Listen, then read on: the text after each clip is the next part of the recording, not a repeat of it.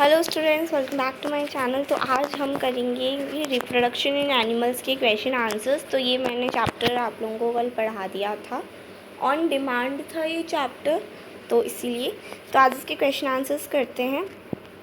Question number 1 है, explain the importance of reproduction in organisms. मतलब हमें इस क्वेश्चन में एक्सप्लेन करना है कि क्यों इम्पॉर्टेंट है रिप्रोडक्शन ऑर्गेनिजम्स में। तो इसका आंसर है the importance of reproduction in organisms is as follows. तो इसका फर्स्ट पॉइंट है, reproduction is term to be a biological process in which organisms give birth to their offsprings. इसमें है कि जो रिप्रोडक्शन है वो बेसिकली उसमें क्या होता है कि एक बायोलॉजिकल प्रोसेस है वो, जिसमें जो ऑर्गेनिज्म है वो अपने जैसे एक न्यू इंडिविजुअल को बर्थ देते हैं। ठीक है, एक न्यू इंडिविजुअल को बर्थ देते हैं। It helps in maintaining the continuity of a particular race and in increasing the population of the species। तो ये हेल्प करता है कि जो पर्टिकुलर स्पीसीज़ है उसकी जो कॉन्टीन्यूटी है, उनकी जो इंक्रीजिंग पॉपुलेशन है वो हमेशा बढ़ती रहे। ठीक है, reproduction is meant for the survival of all living things. और रिप्रोडक्शन का मतलब है कि लाइक वो हम सब लिविंग ऑर्गेनिजम्स के सर्वाइवल के लिए होता है। ठीक है, अब यहाँ पे question number 2 is describe the process of fertilization in human beings. तो इस क्वेश्चन में हमें फर्टिलाइजेशन प्रोसेस की को ह्यूमन्स बीइंग में डिस्क्राइब करना है। तो इसका आंसर है, fertilization is defined as the process in which there is a fusion of male gamete and female gamete। तो फर्टिलाइजेशन प्रोसेस क्या होता है, इसमें mail and female gamete contact में आते हैं and they fertile and they make zygote. ठीक है, तो फर्टिलाइजेशन प्रोसेस में क्या होता है कि fusion of male and female gamete. The male gamete or sperms are released from the male reproductive organ called the penis। तो जो मेल गैमेट होते हैं और या फिर स्पर्म्स जो होते हैं वो रिलीज़ होते हैं मेल रिप्रोडक्टिव ऑर्गन्स में, जिसको पेनिस भी कहते हैं हम लोग, the sperms released and the enter the female body through the vagina. तो जो स्पर्म्स हैं वो रिलीज होते हैं मेल रिप्रोडक्टिव ऑर्गन से और फिर वो एंटर करते हैं फीमेल बॉडी में थ्रू वजाइना के थ्रू वो एंटर करते हैं। From the vagina sperms travel through the fallopian tubes where they meet the egg. तो वजाइना से जो स्पर्म्स है वो ट्रैवल करते हैं थ्रू अ फैलोपियन ट्यूब। मतलब एक फैलोपियन ट्यूब होता है जिसके थ्रू वो क्या कहते हैं ट्रैवल करते हैं एंड फिर वो यूटेरस में जाते हैं जहाँ पे एग होता है। ठीक है, दे मीट द एग वहाँ पे।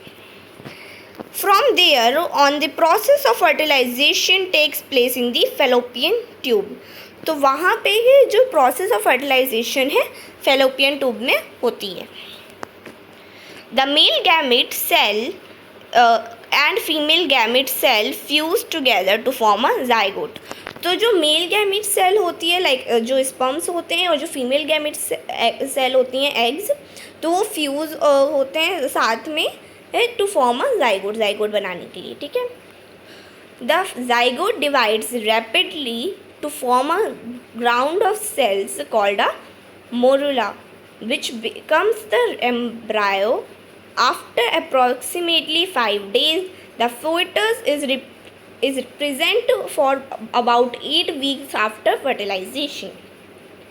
तो जो जाइगोट है वो बहुत जल्दी डिवाइड होता रहता है, लाइक रैपिडली वो डिवाइड होता रहता है to form a group of cells called a morula. तो एक ग्रुप ऑफ सेल्स बनाने के लिए वो डिवाइड होता रहता है जिसको हम लोग मोरुला कहते हैं।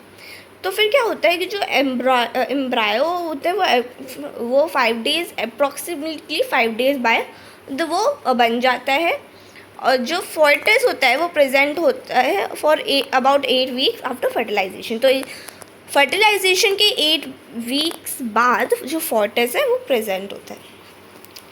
अब यहाँ पे choose the most appropriate answer. तो ए है, internal fertilization occurs option 1 in the female body, option 2 outside the female body, option 3 in the male body, option 4 is outside the male body. तो इसका answer है obviously in the female body. Internal fertilization मतलब अंदर होता है body के अंदर, तो obviously in the female body. अब है यहाँ पे second B is a tadpole develops into an adult frog by the process of option 1 fertilization, option 2 metamorphosis, option 3 embedding, option 4 budding। तो इसका आंसर है ऑप्शन 2 मेटामॉर्फोसिस। ठीक है, अब सी है यहाँ पे, the number of nuclei present in a zygote is option 1 none, option 2 1, option 3 2, option 4। तो इसका आंसर है ऑप्शन 3 2।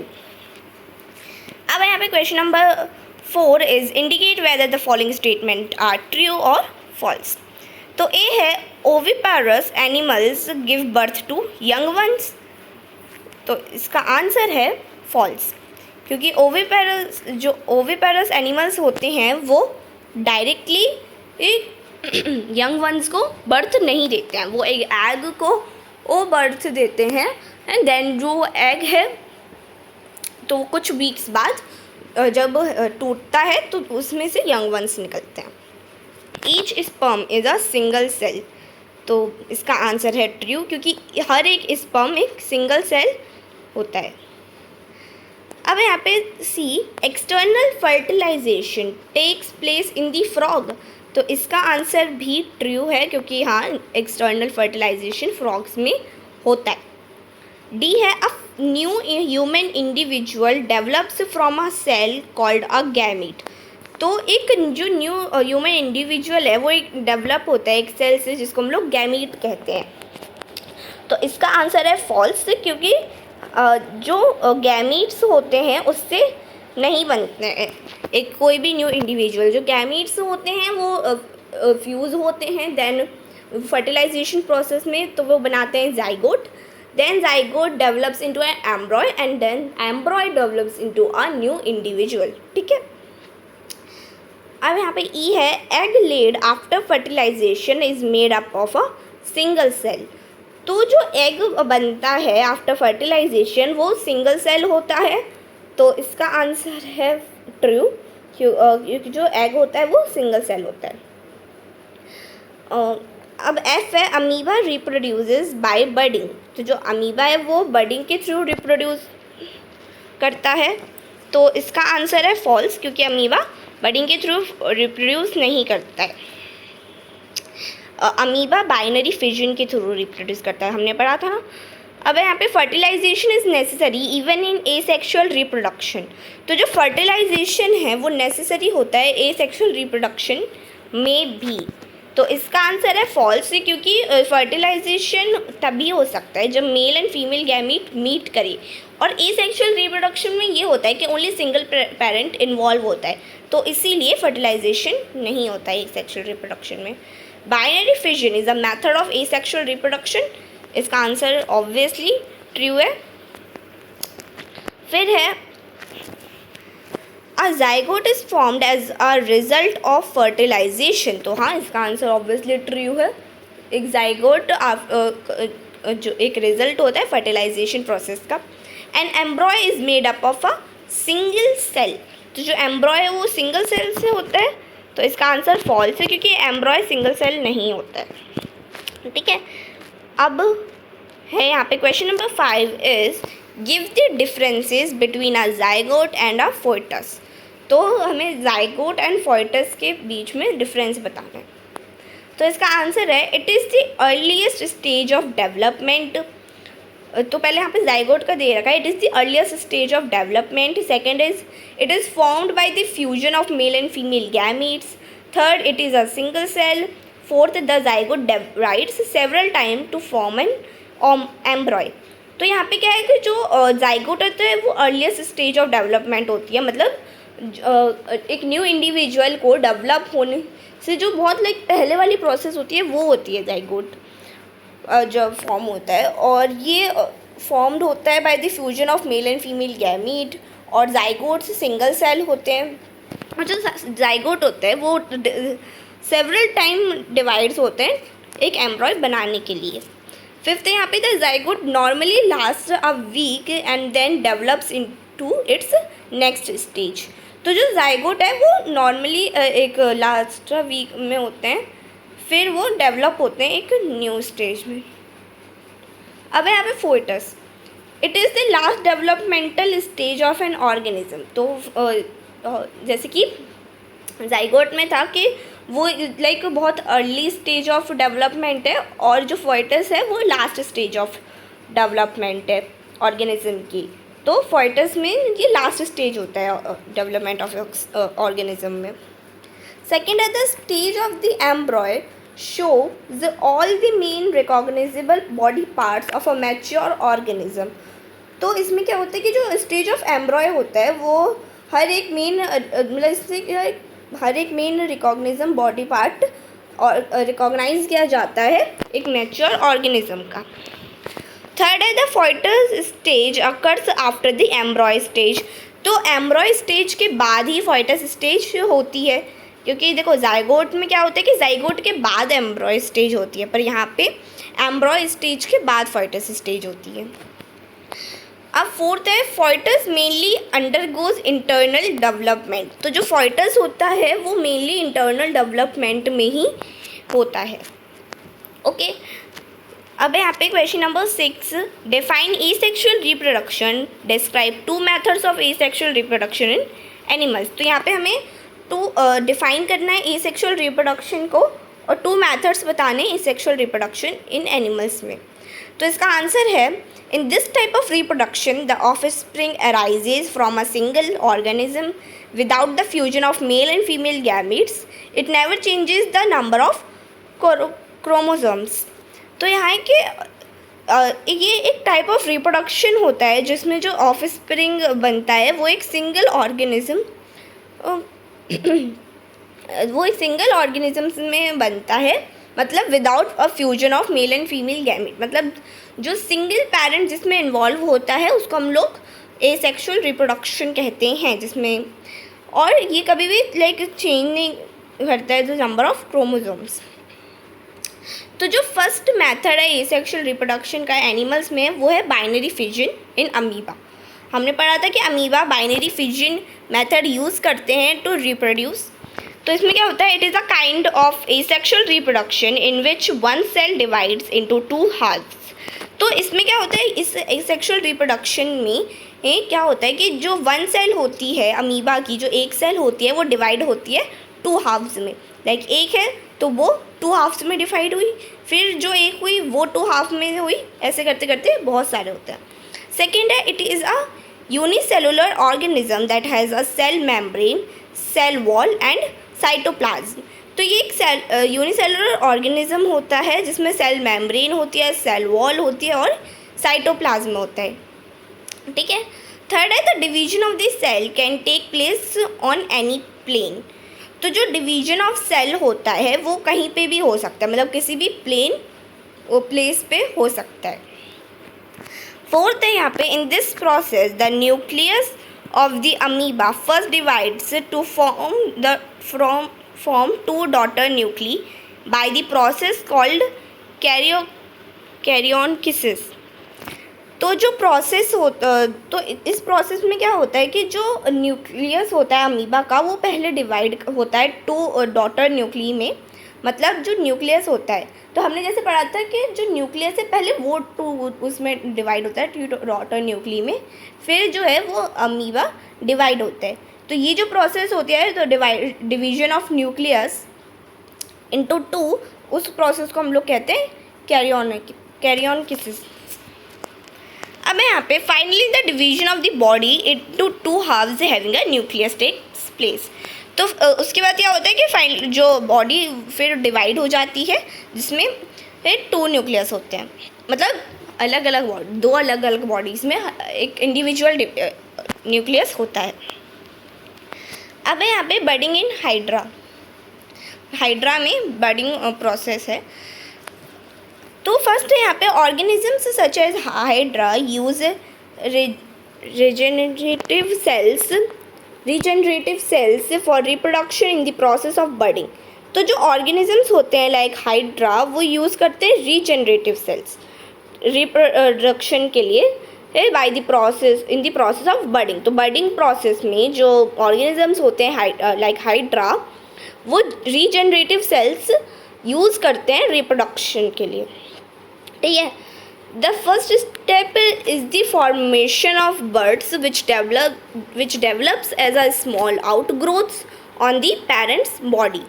तो इसका जो फर्स्ट स्टेप ये होता है कि जो फॉर्मेशन ऑफ बर्ड्स, मतलब फॉर्मेशन ऑफ बर्ड्स होता है which develops as a small outgrowth. तो वो कैसे डेवलप होती है, वो स्मॉल आउटग्रोथ की तरह डेवलप होती है पेरेंट्स सेल में। As the bird enlarges, it receives the characteristics of the parent organisms। तो जैसे जो बर्ड है वो लाइक बड़े होते जाते हैं, लार्ज होते जाते हैं, तो वो रिसीव करते जाते हैं characteristic of the parent organism, ठीक है। फोर्थ है यहाँ पे, once it is developed it may be detached from the parent body and develop into a new individual. तो जब जो वो बर्ड है वो टोटली मतलब अच्छे से डेवलप हो जाता है, तो या फिर तो वो लाइक डिटैच होता है पेरेंट बॉडी में से एंड डेवलप करता है एक न्यू इंडिविजुअल, ठीक है। फिफ्थ है यहाँ पे, in some rare cases the buds may not be detached forming interconnected buds. तो कुछ केसेस में क्या होता है कि लाइक कभी कभार के जो बर्ड्स हैं वो डिटैच नहीं होते हैं, जो एक फॉर्म करते हैं, एक इंटरकनेक्टेड बर्ड्स फॉर्म करते हैं वो। सिक्स्थ है यहाँ पे, there are also methods like fragmentation, multiple fission etcetera. तो कुछ और मतलब मेथड्स होते हैं like fragmentation, multiple fission etcetera, वो सारे मेथड्स भी होते हैं, पर उन सब के बारे में हमने इस क्लास में नहीं पढ़ा है, वो हम लोग हायर क्लासेस में पढ़ेंगे, ठीक है। क्वेश्चन नंबर 7 है, in which female reproductive organ does the embryo get embedded. तो किस फीमेल रिप्रोडक्टिव ऑर्गन में जो एम्ब्रॉय है वो एम्बेडेड होता है। तो इसका आंसर है, in the female reproductive organ the embryo gets attached to the uterus. तो फीमेल रिप्रोडक्टिव ऑर्गन में जो एम्ब्रॉय है वो अटैच होता है यूटेरस से, मतलब यूटेरस के अंदर ही वो डेवलप होता है। सेकेंड है, once it gets attached there occurs the formation of body parts like legs, hands, eyes, etc. तो जब वो अटैच हो जाता है यूटेरस में, तो वो फिर फॉर्मेशन करता है बॉडी पार्ट्स की, मतलब वो डेवलप होना चालू करता है लाइक लेग्स, हैंड्स, आइज़ वगैरह, जो भी हमारे बॉडी पार्ट्स होते हैं वो सब फॉर्म होते हैं। थर्ड है, the embryo is then called a foetus. तो फिर उसके बाद क्या है, जो एम्ब्रॉय को हम फोएटस कहते हैं, क्योंकि फिर वो इस स्टेज पे जब वो डेवलप होने लग जाती है बॉडी, तो उसके बाद हम एम्ब्रॉय को फोएटस कहते हैं, ठीक है। अब यहाँ पे question number 8, what is Metamorphosis, give example. तो मेटामॉर्फोसिस क्या होते हैं उसका एग्जाम्पल देना है हमें। तो इसका आंसर है, it is defined as the process in which an animal's body structure एवर्टबली changes through cell growth and differentiation। तो इसमें क्या है कि ये डिफ़ाइन किया, मतलब ये डिफ़ाइन प्रोसेस होती है जिसमें जो एनिमल का बॉडी का स्ट्रक्चर है वो मतलब एडेप्टली चेंज होता है like through cell growth and differentiation. मतलब सेल ग्रोथ के साथ साथ कि जो बॉडी का जो स्ट्रक्चर है, एनिमल की बॉडी का स्ट्रक्चर है, वो चेंज होता रहता है। It is a biological process. तो ये एक बायोलॉजिकल प्रोसेस होती है। Example of this kind are frog and insects. तो ये जो प्रोसेस होती है मेटामॉर्फोसिस, ये वाले जो प्रोसेस होती है वो कुछ तो वो फ्रॉग्स टाइप के जो स्मॉल एनिमल्स होते हैं, जो इंसेक्ट्स होते हैं, उनमें ही होती है, ठीक है। तो इसका जो एक एग्जाम्पल है ये है the life cycle of a frog. तो एक लाइफ साइकिल ऑफ फ्रॉग है। तो फर्स्ट इसमें the tadpole emerging from the egg will have gills, tail etcetera. तो जो टेडपोल होता है जो एग से निकलता है उसमें लाइक गिल्स होते हैं, टेल्स होती हैं, ठीक है। और सेकंड है they can swim easily in water, तो टेल सेकंड है they can swim easily in water, तो टेल होती है, गिल्स वगैरह होते हैं, तो फिर वो अच्छे लाइक ईजली स्विम कर सकते हैं वाटर में। थर्ड होती है undergoes abrupt changes and develops into a mature frog, तो फिर लाइक मेटामॉर्फोसिस प्रोसेस होती है उनमें भी, लाइक फिर वो एब्रप्ट होते हैं, फिर उनके जो चेंज होते हैं, उनके जो डेवलपमेंट्स होते हैं, बॉडी स्ट्रक्चर उनका चेंज होता है एंड वो फिर मैच्योर फ्रॉग में कन्वर्ट हो जाते हैं। ठीक है, क्वेश्चन नंबर 9 है differentiate between internal fertilization and external fertilization, तो डिफरेंस बताना है हमें इंटरनल फर्टिलाइजेशन में और एक्सटर्नल फर्टिलाइजेशन में। तो इसका आंसर है fertilization in general is defined as the fusion of a male and female gamete, तो इसमें बस हमें बता रखा है कि जो फर्टिलाइजेशन होता है वो जनरली डिफाइन किया जाता है like fusion of male and female gamete जो होता है, उस प्रोसेस को हम लोग फर्टिलाइजेशन कहते हैं। अब यहाँ पे है कि पहला इंटरनल फर्टिलाइजेशन, तो it occurs inside the female body, as you know कि ये inside the female body occur करता है। सेकेंड है there are high chances of survival of the offspring, तो इंटरनल फर्टिलाइजेशन में ये बहुत ज़्यादा चांसेस होते हैं कि जो न्यूली फॉर्म्ड ऑफ स्प्रिंग है, जो न्यूली बर्थ है, उसके सर्वाइवल के ज़्यादा चांसेस होते हैं। ठीक है, थर्ड है यहाँ पे internal fertilization protects the fertilized egg और एम्ब्रॉय फ्रॉम हार्श एनवायरनमेंट्स, तो थर्ड क्या है कि जो इंटरनल फर्टिलाइजेशन है वो प्रोटेक्ट करता है फर्टिलाइज्ड एग को या फिर एम्ब्रॉय को फ्रॉम हार्श एनवायरनमेंट, मतलब बाहर के जो लाइक ख़राब एनवायरनमेंट से वो प्रोटेक्ट करता है। ठीक है, fourth examples are a cow, human, dog, monkey etcetera, तो इसके जो एग्जाम्पल्स हैं कुछ वो है cow, humans, dogs, monkey etcetera, इन सब में इंटरनल फर्टिलाइजेशन होता है। सेकेंड है यहाँ पे external fertilization, it occurs outside the female body, तो ये आउटसाइड द फीमेल बॉडी होता है। Second there are low chances of survival of the offspring, तो इसमें लो चांसेस होते हैं survival of the offspring, मतलब वो जिंदा रह पाएगा या फिर नहीं, जो न्यूली फॉर्म्ड ऑफ स्प्रिंग होता है उसके लो चांसेस होते हैं। थर्ड है यहाँ पे most aquatic animals use this type of fertilization and the advantage of external fertilization is that it produces a large number of offspring due to external hazards, तो जो बहुत लाइक मोस्ट एक्वेटिक एनिमल्स होते हैं वो इस type का fertilisation use करते हैं, और इसका जो एडवांटेजेस होते हैं जो एक्सटर्नल फर्टिलाइजेशन के वो ये होते हैं कि लाइक ये प्रोड्यूस करते हैं कि लार्ज नंबर ऑफ स्प्रिंग, मतलब इंटरनल फर्टिलाइजेशन में एक बार में एक ही ऑफ स्प्रिंग आते हैं, पर जो एक्सटर्नल फर्टिलाइजेशन होता है इसमें बहुत एक large number of spring produce होते हैं ड्यू टू एक्सटर्नल हैज़ार्ड्स, तो एक्सटर्नल हैज़ार्ड्स के थ्रू प्रोड्यूस होते हैं, और इसका एग्जांपल है fish, frog, organisms etcetera.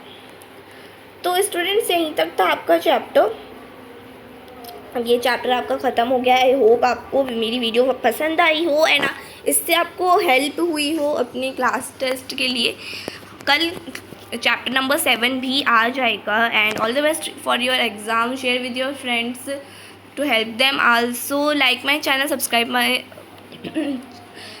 like my video, subscribe my channel, and thank you so much for watching. Bye bye.